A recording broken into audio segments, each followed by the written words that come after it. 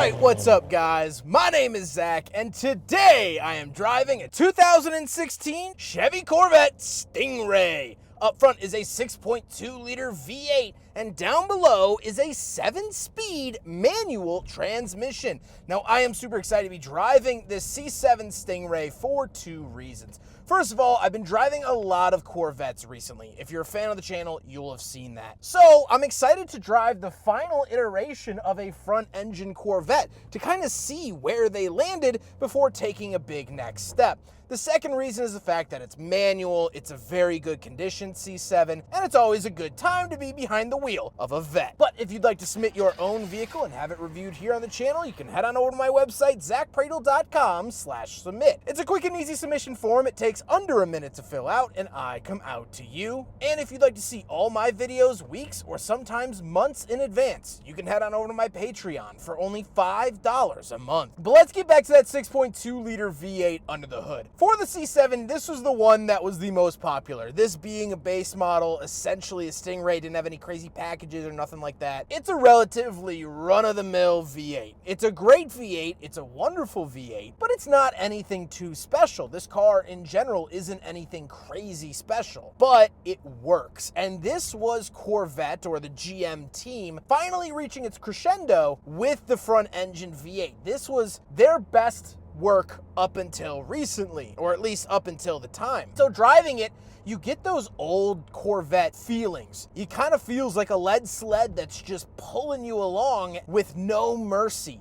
That's what you get out of a vehicle like this. It feels like you're strapped on to a rocket with no say in the matter. So it's a very traditional Corvette feeling. And if you're a fan of that, you're gonna love this because I think it's one of the best to do it. Now, like I said, paired to it, 7-speed manual transmission. It's a little stiff, but it is very, very confident in its stiffness. So when you're chucking gears, the owner actually takes this out on track. You want that arm workout, you want that stiffness, you want that confidence when you're going into a corner blisteringly hot. Yeah, you want the transmission to be solid, and it very much so is. I also love that it's a 7-speed. Not many cars did 7-speed manuals. We can now find like the Ford Bronco with a 7-speed, and I believe there was an era of Porsche 911 that came with a 7-speed manual, but I'd have to check on that. So a very rare bird here in the C7. Last but not least, of course, it is rear-wheel drive. Now, this does have a torque tube with a rear transaxle, so the transmission is actually out at the back, and there's a tube running from the engine to the transmission, basically as a drive shaft almost, to help better distribute the weight throughout the Corvette, give you better handling feeling, and they've been doing this since the C5. But none of that matters if it drives like garbage. So how does it drive? Well, I'm happy to say not like garbage. It actually drives pretty wonderfully. Now, the Stingray, like I keep saying, isn't a very high trim of the Corvette, so you still have a lot of niceties in here. The ride is not compromising at all. It's good, actually, in some regards. It's actually pretty solid, which I really, really like. And you just have so much to love under your left and right foot and under your right palm. Just rowing it out, not even trying to hit red line, just enjoying some of these back roads. Oh.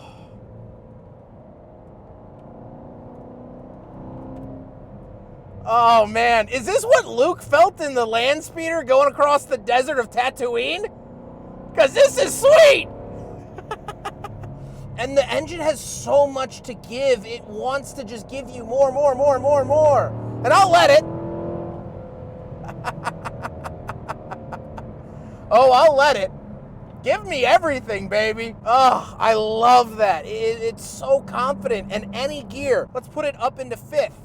Foot down. We're going faster. It doesn't care what gear you put it in. It just says, oh, you want to go more? Let's go more. Ah, I love that. I love the way that Corvettes do that. And again, the C7 sort of ended that feeling of getting picked up by your t-shirt. You know, that's what this feels like. It feels like I'm being disciplined, and I'm here for the lesson. I am here for the lesson. Before I get too carried away, let's talk about the interior. Well, in front of me, I have a mix of physical and digital gauges. So off to the left is the speedometer, off to the right is the fuel and coolant temperature. And then we get that digital gauge in the center for the tachometer, oil pressure, and oil temperature. Love to get all of that information. On the steering wheel, on the left, we have our cruise control, as well as our favorite buttons. And off to the right, we have our phone options and selectors for that gauge cluster screen, as well as volume to the bottom right. And we do have paddle shifters. Now, this is not to actually shift the transmission. This is to turn on the auto rev matching feature. So, cruising here in 5th gear with the auto rev match on, I'm not gonna blip the throttle at all. Perfect downshifts every time. That's a good feeling. Off to the left, so we have a climate control vent, power mirrors, and our head-up display options. Love to see that. And moving down on the door, we do have a Bose speaker, lock and unlock, memory seat options, and our get out button, and our power windows. Moving into the center, we get our hazard switch and climate control vent, and we get our infotainment. This is pretty outdated for today's standards. However, this is a 9-year-old infotainment system, so you gotta cut it a little bit of slack. Something that I really like is that you not only get a backup camera, but you also get a nose camera, which in a vehicle like this is super, super helpful. So awesome to see that there. We also do get a little party trick with the screen where you can lower the screen for a little hidden compartment. The C7 was known for this, so a cool little touch. Then we do have our radio options down below. We have our fan speed and climate controls, as well as our heated and ventilated seats. Love that here. And we get a lovely Corvette Stingray badge. Then we do have a pop-up 12-volt outlet and pop-open cup holders that will do a big freaking bottle test in, and if you thought it was gonna pass, you need your head examined. But we do have our shifter off to the left. Funny seeing 7 numbers and a reverse gear on there. Just a lot packed in. And we have our mode select for Eco, Tour, Sport, and Track. Now, I'm dumb, but I'm not stupid, and so I'm going to keep it in tour mode as it is lightly drizzling here today. Then we have the power parking brake and an openable storage center console. The seats are comfortable. They are a little bit narrow, just a little bit narrow. For a bigger guy like me, a little bit of an ish, but, you know, if you're not as big as me, with odds are you aren't, you're gonna enjoy these seats quite a bit. They are pretty rigid and pretty sporty. So if you are gonna take this on track like the owners of this car do, you're not gonna be left out in the rain. So very, very nice to see that. Now, we don't have any back seats, but we do have a trunk, so let's go talk about that. Right around the back of the C7 Corvette, we do have a press and hold button here for the trunk to pop it. Slide your finger in there and pull it the rest of the way up. Nothing really too crazy to write home about. Like the C4 we recently reviewed, there are top holders, so you'll see these hooks over here. This top does come out, but as you can see, it is starting to drizzle, so I will not be taking it out here today, but you can take that out and slide it in right back here. You do get some cargo netting. You get a 12-volt outlet. Very, very nice to see in a sports car. Normally we see this in SUVs or maybe luxury sedans, but nice to get a 12-volt in the back of the Corvette. Great Stingray badging as well, but pretty simple beyond that. That's the back of the C7 Stingray. Now we gotta talk about the looks, and I'll be quite honest with you, the C7 was never really my favorite generation in terms of visuals for the Corvette. I don't think it looks bad, and I think with the headlights and the wheels and everything together, it works well. I'm not over the moon with this car. I'm not jotting it down. I'm not scribbling it in the margins of a loose leaf piece of paper. It's fine. It's fine enough. I think it's handsome. I think it works, but no more than that. But with all of that being said, let's get on to my final thoughts. What do I think driving a Chevy Corvette C7 Stingray? Well, of course, this has been a great experience. I've loved every second of driving this car. It's been wonderful. It's been communicative. It's been fast. It's been fun. And I like it a lot. Is this my favorite Corvette I've ever driven? No, but Corvettes have always been very, very good. Go to any decade and they're usually pretty good for their era.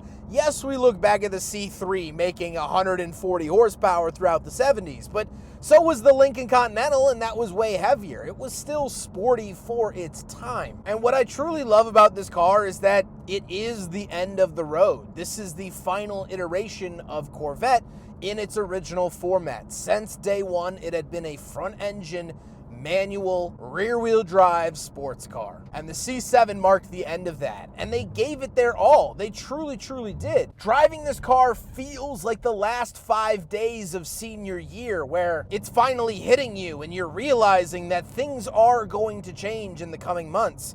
You're not gonna hear from people ever again. You're gonna see some people a lot more. Everyone's gonna go down their own path. And now I get to have the hindsight and look back and reconnect with this car. I get to have the hindsight and look back and say, wow, yeah, you know, that was pretty good. Those were the good old days. But whether you like it or not, the days of this car are behind us. Whether that's a good thing or bad thing, you can be your own judge. But this car is in the rear view, and gosh darn it, is it one pretty view to look at. What an amazing machine. Shout out to everyone up in Michigan and the folks in Kentucky who put it together for creating one last great Corvette for the road. I hope you guys enjoyed the video. Huge thank you to Rob and Clay for letting me borrow not only this Corvette, I've actually spent my day at their shop driving a couple of Corvettes. They've been absolutely wonderful to work with, such gracious hosts for opening up their doors to little old me, and I am very, very grateful. But I hope you guys enjoyed the video. Don't forget to rate the video, comment on the video, and subscribe if you really liked it. Maybe I'll do one more poll just to celebrate the last front-engine Corvette.